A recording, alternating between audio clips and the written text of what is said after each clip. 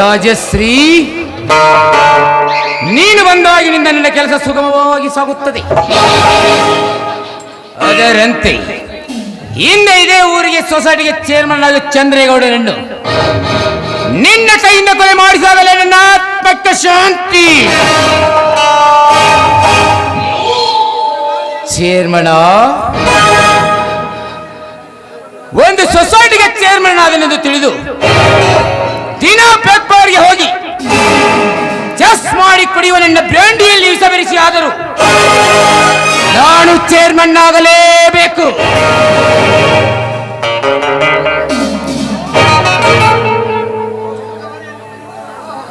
ಓ, ರಾಜಶ್ರೀ ಇತ್ತ ಕಡೆ ಬರುತ್ತಿದ್ದಾಳೆ. ಬರಲಿ ಬರಲಿ. ಹಾಯ್ ವಿಕ್ರಮ್, ಏನು ನನಗೆ ಹೇಳಿದ್ರೆ ಹಾಗೆ ಬಂದಿದ್ರಲ್ಲ? ಹಾಗೇನಿಲ್ಲ ರಾಜಶ್ರೀ, ನನ್ನ ತಲೆಯಲ್ಲಿ ಒಂದು ವಿಚಾರ ಹೊಳೆಯಿತು, ಅದಕ್ಕಾಗಿ ಬಂದೆ. ಹೌದಾ? ಯಾವ ವಿಚಾರ? ಯಾವ ವಿಚಾರವೆಂದರೆ ರಾಜಶ್ರೀ, ನಮ್ಮಿಬ್ಬರ ಮದುವೆ ಆದ ಮೇಲೆ ನಮಗಿಂತಲೂ ಶ್ರೀಮಂತರು ಈ ಊರಲ್ಲಿ ಯಾರು ಇರಬಾರದು. ಯಾಕೆ ಯಾಕೆ ಎಂದು ಕೇಳುತ್ತಿರಲೇ ಹುಚ್ಚಿ. ನೀನೇ ನನ್ನ ಮನಧರಿಸಿ ಆದಾಗ ನನ್ನ ರಾಣಿ ಹೇಗಿರಬೇಕು ಗೊತ್ತಾ? ಮಹಾರಾಣಿ ತರ ಇರಬೇಕು. ನೀವು ಅಷ್ಟೇ, ರಾಜ ಮಹಾರಾಜರಿಗಿಂತ ಮಿಗಿಲಾಗಿರ್ಬೇಕು. ಅದಕ್ಕೆ ಹೇಳಿದೆ ರಾಜಶ್ರೀ, ನಮಗಿಂತಲೂ ಶ್ರೀಮಂತರು ಯಾರು ಇರಬಾರದೆಂದು. ವಿಕ್ರಮ್, ಯಾಕೆ ಸುಮ್ಮನೆ ಸುತ್ತು ಬೆಳೆಸಿ ಮಾತನಾಡ್ತೀರಾ? ನೇರವಾಗಿ ಹೇಳಿ, ಯಾವ ವಿಚಾರ ಎಂದು ನಾನು ನಿಮಗೆ ಸಹಾಯ ಮಾಡ್ತೀನಿ. ಏನಿಲ್ಲ ರಾಜಶ್ರೀ, ನಮ್ಮೂರಿನ ಚೇರ್ಮನ್ ನಮಗಿಂತಲೂ ಶ್ರೀಮಂತನಿದ್ದಾನೆ. ಅವರಿಗಿಂತಲೂ ನಾವು ಶ್ರೀಮಂತರಾಗಬೇಕಾದರೆ ಸ್ವಲ್ಪ ದಿನದ ಮಟ್ಟಿಗೆ ನೀನು ನನ್ನ ತಂಗಿಯಾಗಬೇಕು. ವಿಕ್ರಮ್, ತಂಗಿ ಅಂದರೆ ತಂಗಿಯಲ್ಲ, ಬರೀ ನಾಟಕಕ್ಕೆ ಮಾತ್ರ ತಂಗಿ. ವಿಕ್ರಮ್, ನಾನು ನನ್ನ ತಂಗಿ ಆದ್ರೆ ಮುಂದೆ ಏನಿಲ್ಲ, ಆ ನಿನ್ನ ಚೇರ್ಮನ್ ಅನ್ನು ನಿನ್ನ ಮಾತಿಗೆ ಮರುಳು ಮಾಡಿ ನಿನ್ನನ್ನೇ ಮದುವೆ ಆಗುತ್ತೇನೆಂದು ನಂಬಿಸಿ ಅವನ ಕತ್ತು ಕೊಯ್ಯಬೇಕು. ನೋಡಿ, ಈ ನಾಟಕಕ್ಕೆ ಅವನು ಒಬ್ಬವನೇ. ಚೇರ್ಮನ್ನ ಸ್ವಭಾವ ನನಗೆ ಚೆನ್ನಾಗಿ ಗೊತ್ತು. ಹೆಂಗಸರೆಂದರೆ ಸಾಕು ಬಿದ್ದು ಸಾಯುತ್ತಾನೆ. ಒಪ್ಪುತ್ತಾನೆ ರಾಜಶ್ರೀ. ನನ್ನ ವಿಕ್ರಮನಿಗೆ ಕೊಟ್ಟು ಮದುವೆ ಮಾಡದಿದ್ದರೆ ನಿನ್ನನ್ನು ಕೊಲೆ ಮಾಡುತ್ತೇನೆಂದು ಹೇಳಿ ಈ ಕಾರ್ಯ ಸಾಧನೆ ಮಾಡಲೇಬೇಕು. ಇಷ್ಟೇ ತಾನೆ?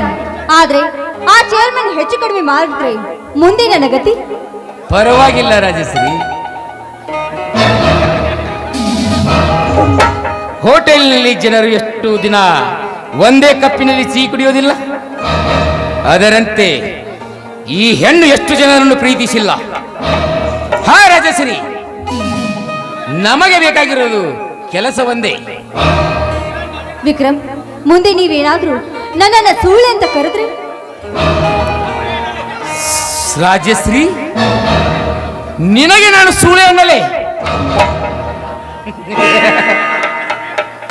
ಸೂಳೆ ಅಷ್ಟೇ ಅಲ್ಲ, ಶ್ರೇಷ್ಠವಾದ ಸೂಳೆ ನೀನು.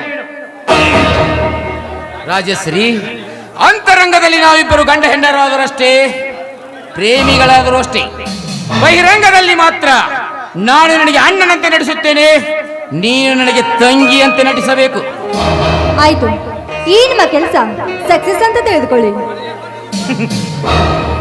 ನನಗೆ ಗೊತ್ತು ಚಿನ್ನ, ನೀನು ಮನಸ್ಸು ಮಾಡಿದರೆ ಕೈ ಬಿಡುವ ಹೆಣ್ಣಲ್ಲ ಎಂದು. ನೋಡಿ ವಿಕ್ರಮ್, ಈ ಪ್ರಾಣ ಹುಟ್ಟಿದೆ ನಿಮಗೋಸ್ಕರ. ನಿಮಗಾಗಿ ನಾನು ಪ್ರಯೋಜನ ಮಾಡದಿದ್ರೆ ನಾನು ಹುಟ್ಟಿ ಆದ್ರೂ ಏನು ಪ್ರಯೋಜನ? ನನ್ನ ಪಾಲಿನ ಕಷ್ಟ ಸುಖವನ್ನು ಹಂಚಿಕೊಂಡು ತಿನ್ನಲು ಬಂದ ಮಹಾರಾಣಿ, ನಿನಗೇನು ಮಾಡಬೇಕೆಂಬುದು ನನಗೆ ತಿಳಿಯದಾಗಿದೆ.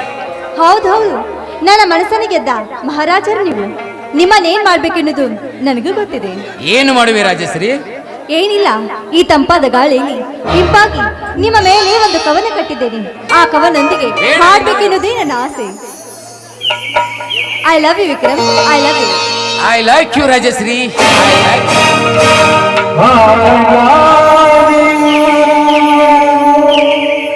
You know you